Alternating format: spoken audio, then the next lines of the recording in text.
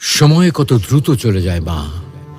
তোমার সেই দুষ্ট ছেলেটা এখন কত বড় হয়ে গেছে, আর তুমিও পেরিয়েছ 50টি বসন্ত। কোনো দিন কি তোমাকে এক টুকরো সুখ দিতে পেরেছিলাম? কেবলই মনে পড়ে তোমার সঙ্গে বিনা কারণে রাগ করে কথা বলার মুহূর্তগুলোর কথা মা। মা, আমি ছোট, অবুঝ আমি তোমার কাছে। আমি তোমার সন্তান মা। তোমার কাছে ক্ষমা চাওয়ার মতো যোগ্যতাটুকু আমার নেই। সন্তানরা হলো ধারালো চাকুর মতো, না চাইলেও মায়েদের কষ্ট দেয়, আর মায়েরা তাদের ক্ষমা করে দেয়।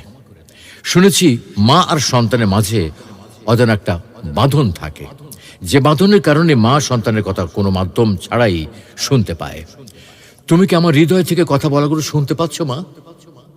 মা, তোমাকে খুব মনে পড়ে মা। তোমাকে অনেক অনেক বেশি ভালোবাসি মা।